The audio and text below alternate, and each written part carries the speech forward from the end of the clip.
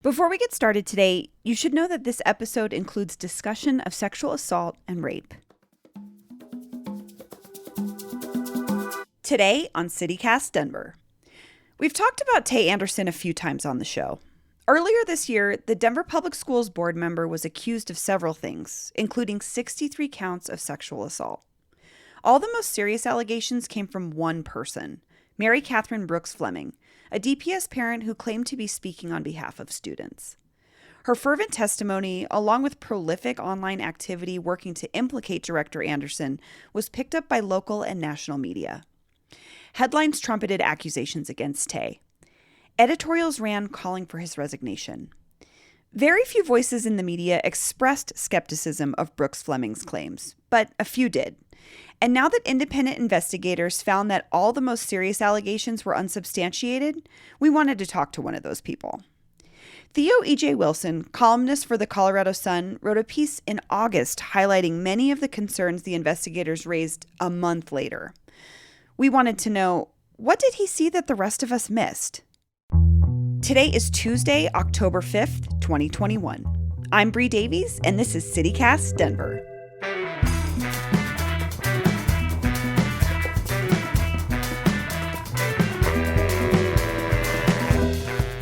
Theo Wilson, welcome to CityCast Denver. Thank you. So in early August, you wrote a piece for the Colorado Sun responding to Mary Catherine Brooks Fleming's testimony at the State House, in which she didn't name him, but she essentially accused Tay Anderson of sexually assaulting 62 students. What motivated you to write this piece for the Sun? I wrote the piece because Tay Anderson is an innocent man. That's the bottom line. In this system, we're innocent until proven guilty. There's been no proof of his guilt. So he's an innocent man. And I think that the biases in our culture, the background noise of the assumption of, not only, male brutality, which does need to be addressed, by the way, but specifically black male sexual deviant predators like that, is the only thing that I could see propping up this bias against him. Because if we look at the evidence, it's just not there. Logistically, her claims are not possible in the physical space-time universe we occupy, period. So that's why I had to actually write that piece. Hi, my name is Mary Catherine Brooks Fleming.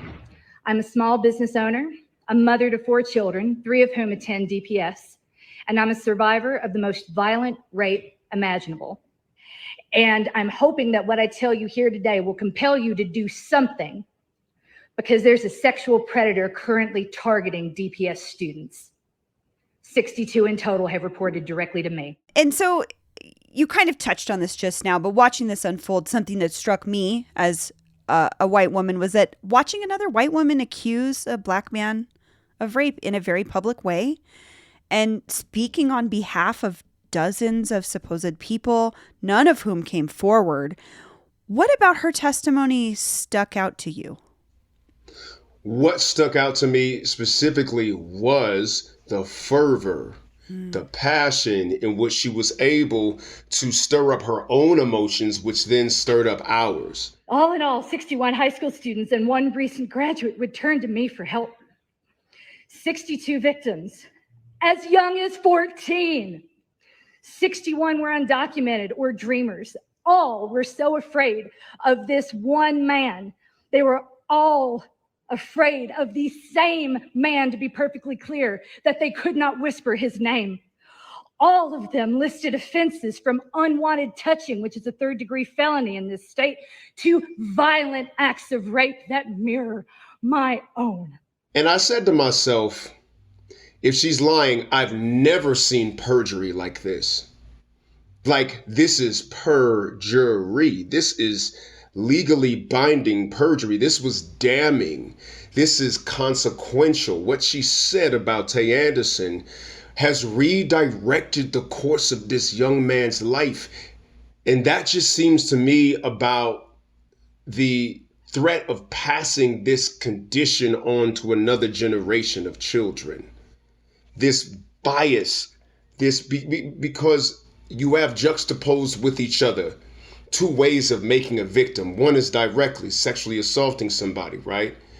And of course, with the background of rape culture, with how many men have been, allowed because of their power, their privilege, or just plain old patriarchal society to slide with crimes that have devastated the lives of women. It's definitely coming into the forefront with the Me Too movement. And side by side to that, the history of white women accusing black men of crimes like this and the consequences it has on our community versus how they get to walk off scot-free, it's never lost on black people. And so I am not somebody who's going to stand here and defend a damn rapist.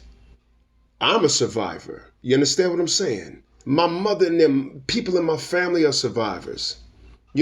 R. Kelly, go down in flames, sir. You know what I'm saying? Harvey Weinstein, go down in flames, sir. But what we're not going to do is allow an innocent person to fall because we're suddenly creating a long overdue justice for women. Why do you think her testimony dominated the narrative the way that it did? Because of who picked up and ran with it. I can only look at it from my lens as who I am in this country, but I just got to call it an online lynch mob, man. When you look at who he made angry, he ruffled a lot of feathers. And, there was some calculation that, that black folks do when we get into positions of power where sometimes we kind of like soften the narrative, you know what I'm saying? And kind of like, be more accommodating. He didn't change. Yeah. Tay didn't switch it up at all. You see what I'm saying? Yeah. Here's what is interesting about Tay and the timing of his trouble.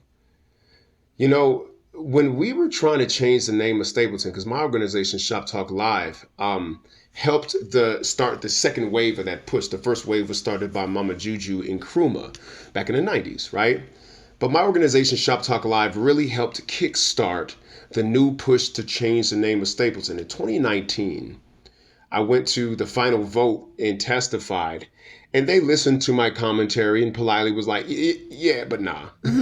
We're going to keep the name as the name. Then the death of George Floyd sets the world on fire. Yes.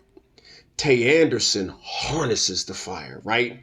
I mean, imagine this, the world's on fire. This dude builds a net for it and swings it around like David, right? And he aims this flaming rock toward the Goliath at Stapleton and said, y'all got a week.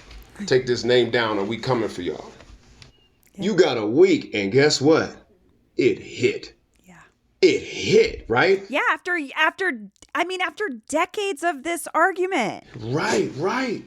And so I'm saying to myself, the fact that Benjamin Stapleton was a Klansman wasn't enough. Right.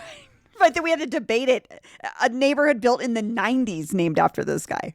And I'm saying who kept it in place. Like, I often wonder, right? Like, who was like so vested in that name staying that name that they'd be deeply wounded if the name ever changed? And is that person prone to vengeance? You see what I'm saying? And I would count those as among the enemies that Tay Anderson made. Yeah. And it's easy to paint conspiracy over this, right? Yeah. It's easy to say that this is like, okay, this is a coordinated effort. I don't have as much evidence for conspiracy, but what I do have is a picture of a bias that was waiting to find a face in the background of this, what we tried to make post-racial America. I know we ain't post-racial now that Trump's been president, but this ability and the power to destroy a man's life, specifically a young black man's life, is still there. And I think you bring up a good point that I've thought about too, is that Tay is young. He has a lot of work and time ahead of him. And there was all of this coverage of leading up to this situation. And then once the investigation was released, the most serious claims were unsubstantiated, were not true. But there was then, you know what I mean? I still felt like he didn't really get his fair shake. So what do you think we as bystanders can do to help correct this? I'm somebody, who has somewhat of a platform, though I shut down my major social media platform, but I'm still an op-ed columnist with the Colorado Sun. Right. I've still got a lot of, good reputation in the community. And I guess people were afraid to put their reputations on the line. Yeah. And I'm not. Tay has already lost too much. I can't sit here in silence. And I wonder, this bothers me. You know, there are other elected officials who are Black, who I think could make more noise on this issue. There are other elected officials who have posed in pictures with Tay Anderson, who have, you know, when things were all good, when he was the hero who, you know, directed the energy from Black Lives Matter to knock the name Stapleton off of that neighborhood, they were all ready to pose with him in these pictures, right? Black elected officials, I need you to speak up on behalf of our brother. When I saw Tay Anderson on Brother Jeff, he said that this had pushed him to the brink of suicide. So if he had done that, I need whatever you would have said at Tay Anderson's wake to say when he can hear you in waking life. Because in him, as a Black man in America, I can't see but a piece of myself, right? Yeah. By all means, if someone is guilty, pay the price. The only people are guilty here are the ones who committed character assassination in a digital lynch mob fashion, and they need to pay, period. What do you think the situation with Director Anderson says about Denver and its political atmosphere? Denver is not as progressive as it thinks it is, and Black folks here could have told you that for a long, long time. And we have to understand that, like, Black folks make up, 8% of the city? It's a very small, less than 10% number, right? Yes.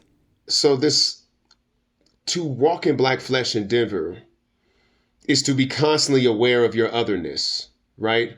And to achieve power in Black flesh in Denver is to walk a tightrope. Tay didn't get the memo.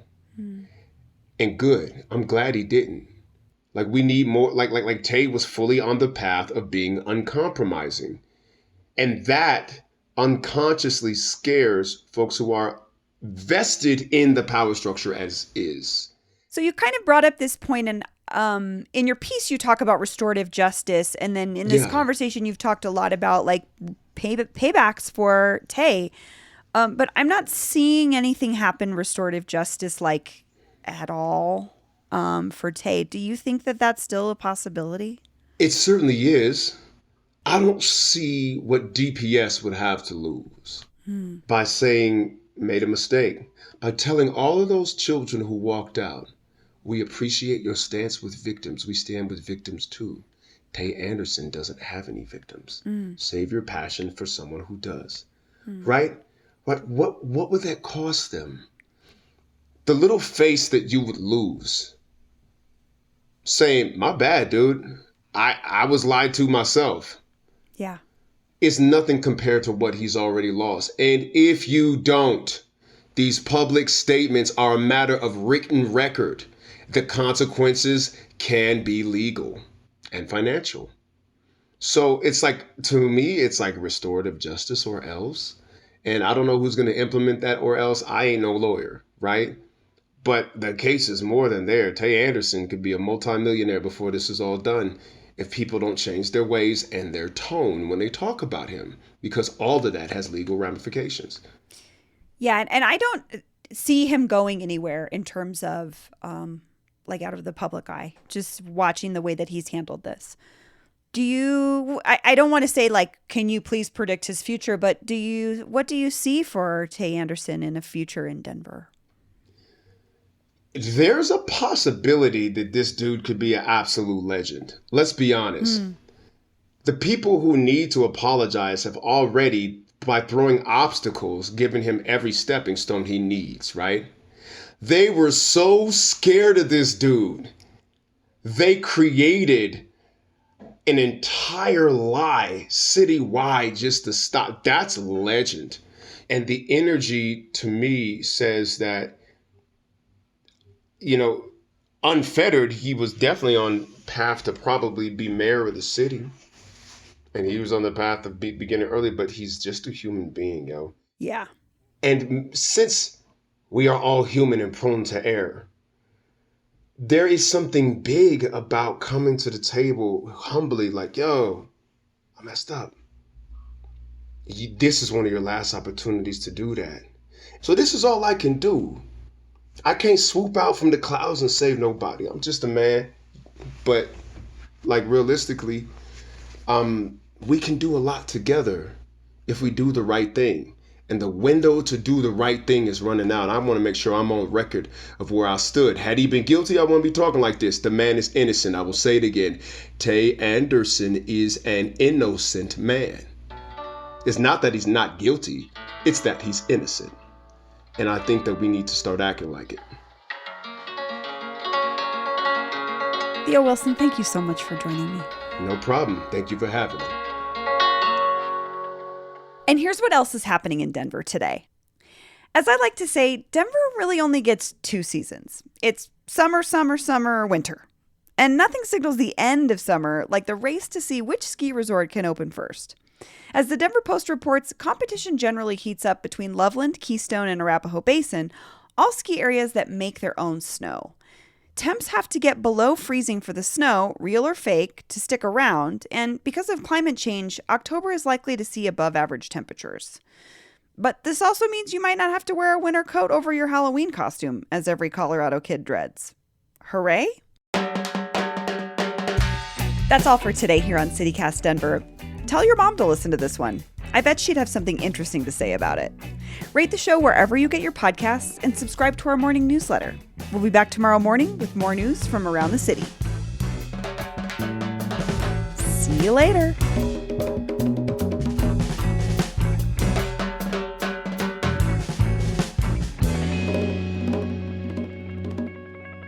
It's just such a weird Colorado story to me. I'm like, we can't decide if we're going to start making our fake snow now or in a couple weeks.